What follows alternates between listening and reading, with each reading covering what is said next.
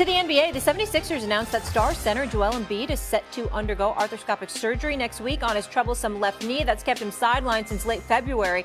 He will be reevaluated in 6 weeks and is expected to make a full recovery. Who's better than me right now? Shams, it's about time I get to tee you up in person here in New York City on the East Coast. Yeah, good to have you with us. What's the latest with Embiid? So Joel Embiid, really over the last month and a half, Molly, he met with tons of doctors, specialists, trying to figure out exactly where this goes. They looked at some radical options for that knee. That included options that would have sidelined him for next season, too. But Joel Embiid, the Sixers, landed on arthroscopic surgery. This gives him a chance to potentially play next season as well, but it's his second surgery in 14 months. His knee just did not respond this season the way they wanted. So the Sixers, Embiid, they have to figure out how can they get him back on the floor like Joel Embiid. Which version will we get next season? That's the question. They've gone from a team that was in the title hunt to a team just scratching and clawing to keep a top 6 protected pick. And one thing as well to keep in mind here going into the offseason, there was some tension there between Joel Embiid and that front office. From my understanding, there were some issues. The team believed he needed to play at some points this season. They need to get his conditioning right through playing and getting better that way. He felt like he needed surgery. He ends up getting the surgery next week. We'll see where that goes. Molly, I also have some more news, though. Sources tell me Tyrese Maxey is expected to be ruled out for the remainder of the season with a finger tendon injury. He's been out since March 3rd. Of course, with just 6 games left in the season, it was somewhat unlikely we'd see him play again. Rich Paul, CEO of Clutch Sports, has actually just confirmed this news to me as well. So he is out for the season.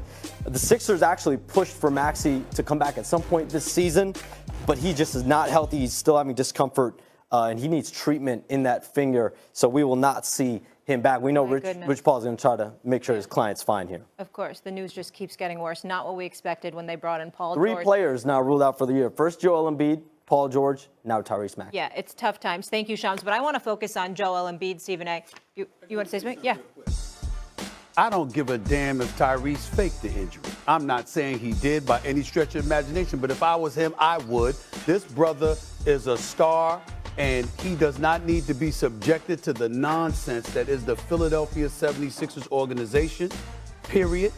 Joel Embiid shouldn't have been allowed to participate in the Olympics this past summer. You got a history of injuries. What the hell you do? You gonna play anywhere, you gonna play here, okay? And Paul George, I don't know what happened to him health-wise, but considering their age and their history of injuries, I support those two being out for the rest of the season. I don't know what the hell to say about Joel Embiid. It's his house. I don't know what the hell's going on there. But Tyrese Maxey, to subject him to anything, please. And I'd crucify him if he did come back. Stay home until next season, because this season has been an atrocity. And Daryl Morey, you got a lot to do with that, my brother. You got to fix some stuff there. That's a lot. I'm coming to you, Peter. Is Embiid the biggest what if in NBA history? I'm not sure if he's the biggest what if of all time. There are a few good ones to talk about, right? Like players who turned out to be great. Like, you think about someone like Grant Hill, who had an amazing career, but could have truly been one of the greatest of all time, perhaps. But what I can say about Joel Embiid, and I know this sounds like a diss, but in fact there is a compliment in there, a big compliment in there. His career has been one of the most disappointing in all of sports because of how good he is when he can play. We were having a conversation earlier about the best big men of all time. He should be in that conversation. From a talent standpoint, what that guy is capable of doing, when his career ends, we were supposed to be talking about him next to the greatest of all time. And at this point, guys, I just don't know how we can have that conversation. The last time he was fully available, what did he do?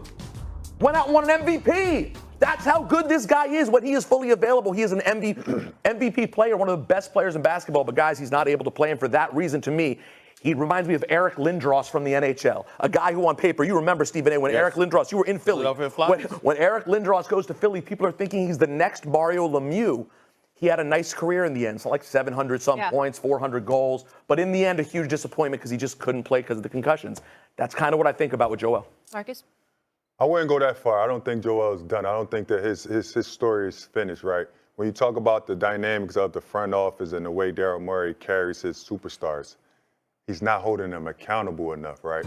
Having 2 surgeries in 14 months, yes, he's injured, but is it different things that you can switch, right? Being there, being in the locker room, I can tell you firsthand, Daryl Morey does not hold Joel Embiid accountable, right? You need guys around him to hold him accountable. That has to start up top.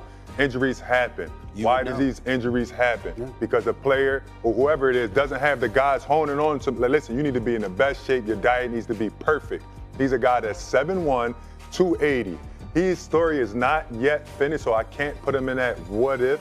I believe that this two surgeries actually wakes him up, right? You got to have people around him. You build a team a different way going into this offseason, and you focus on making sure his diet is perfect. When I was there, he didn't have anyone to tell him day to day that this is what it takes to make sure that you stay on the court. Yes, he was super dominant, and I'm saying that because in the beginning, I talked about him being one of the most talented big men I've ever seen, and that was him not in the best shape.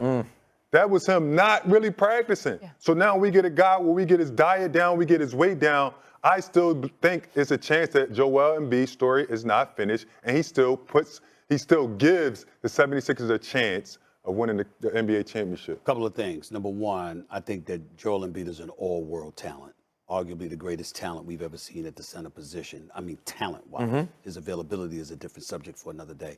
Number two, we bring up Daryl Morey. I like Daryl Morey. I respect Daryl Morey.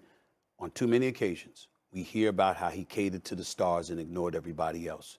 You catered to Joel Embiid. You didn't hold him accountable. You catered to a Ben Simmons to some degree, and we saw what happened there. You catered to a James Harden, and James Harden got a brunt of the blame when, in fact, the structure around him needed to be better than what it was, and we don't say that enough. So let's make sure we point that out. Now let me throw this by y'all. All right.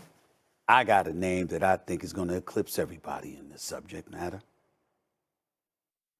What if in NBA history? Derrick Rose. I would remind you this brother was Rookie of the Year. I will remind you that he was MVP of the league in his third year. I would remind you that it was in the city of Chicago, the house that MJ built at the United Center. I would remind you, not only is that a fact, but when Michael Jordan retired and he stood there and said the league is in good hands, he was talking about primarily Derrick Rose and what this brother was bringing to the city of Chicago. 6 championships, 6 NBA Finals MVP, unblemished in every championship round they played in with the Chicago Bulls. They were spoiled. And yet this brother comes to the United Center, and it was unreal. I was there when he had gotten injured, was out, and then came back. That is the only time, because I've never experienced this in my career. When you would go to the United Center or the old Chicago Stadium, when you went there, when it came time, Scottie Pippen, everybody get introduced. When it came time to introduce Michael Jordan, Molly, you didn't hear the announcer say Michael Jordan. You heard it over TV. But if you were in the stadium, you couldn't hear it. Right. That's how loud and electric it was. The only other time I ever heard that was when Derrick Rose returned, okay? And in his